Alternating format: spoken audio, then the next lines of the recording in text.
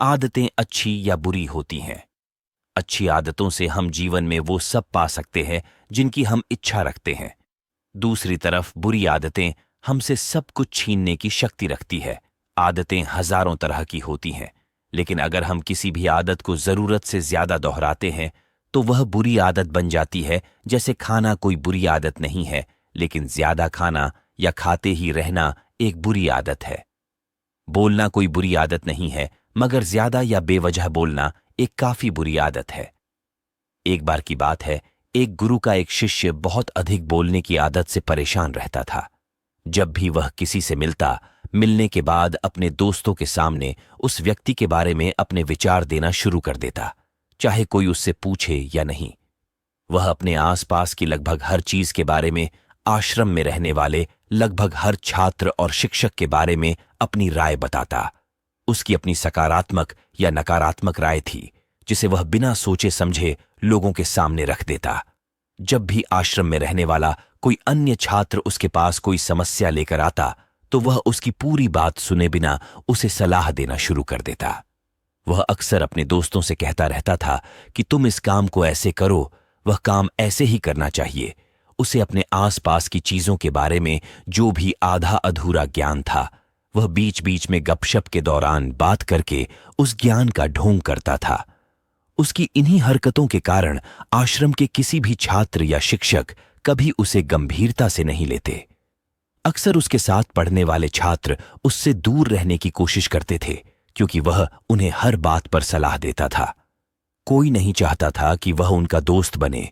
हर कोई उससे दूर रहना पसंद करता था, और अक्सर आश्रम में रहने वाले अन्य छात्र उसकी पीठ पीछे उसकी इन आदतों के लिए उसका मजाक उड़ाते थे।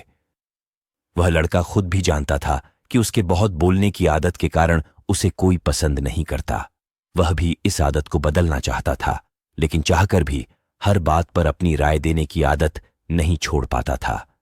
एक दिन वह अपने गुरु के पास गया और अपनी सारी समस्या गुरु को बताई। गुरु ने कहा, बेटा, वही व्यक्ति जरूरत से अधिक बोलता है जो सोचता है कि वह सब कुछ जानता है। ऐसा व्यक्ति जो मानता है कि वह बहुत कम जानता है और अभी भी बहुत कुछ सीखना है, वह कभी भी अधिक नहीं बोलता है और न ही अपनी राय देता है। तो पहले अपने अंदर से यह अभिमान दूर करो कि तुम सब कुछ जानते हो। शिष्य ने गुरु के सामने सिर झुकाया।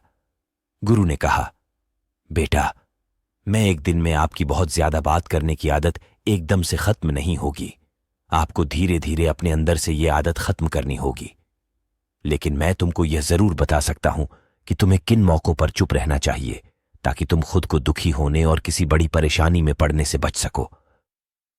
शिष्य ने गुरु की बात से सहमत होते हुए हां में सिर हिलाया। गुरु ने कहा, बेटा, इन 4 अवसरों पर प्रत्येक व्यक्ति को अपना मुंह बंद रखना चाहिए। 1. जब आपको लगे कि आपकी बातों से कोई आपकी भावनाओं को नहीं समझ सकता, तो उस समय आपको चुप रहना चाहिए।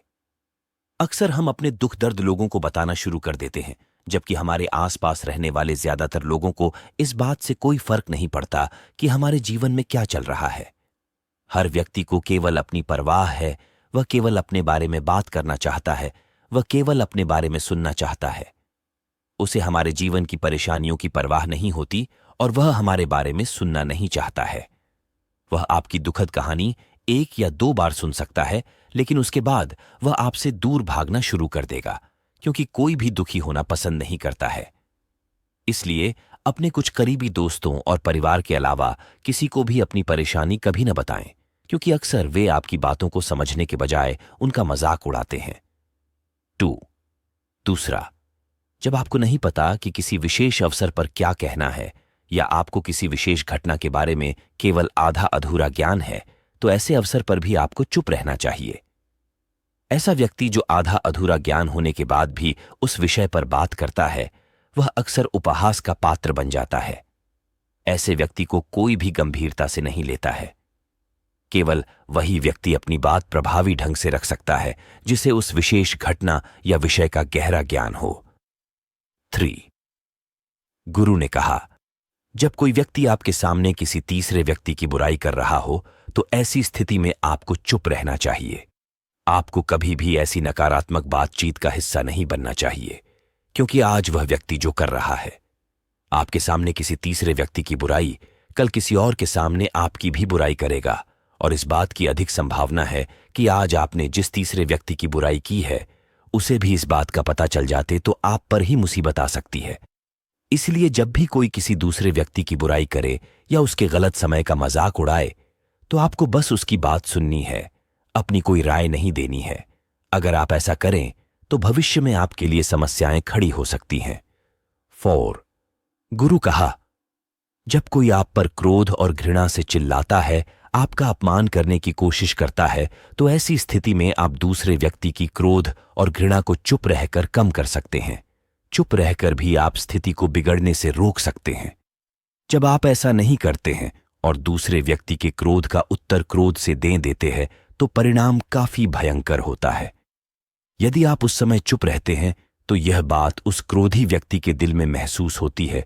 जब क्रोध शांत हो जाता है तो वह अपनी गलती पर पछताता है और इस बात की भी संभावना बढ़ जाती है कि यह आगे आकर आपसे माफी मांगे अपनी गलती के लिए।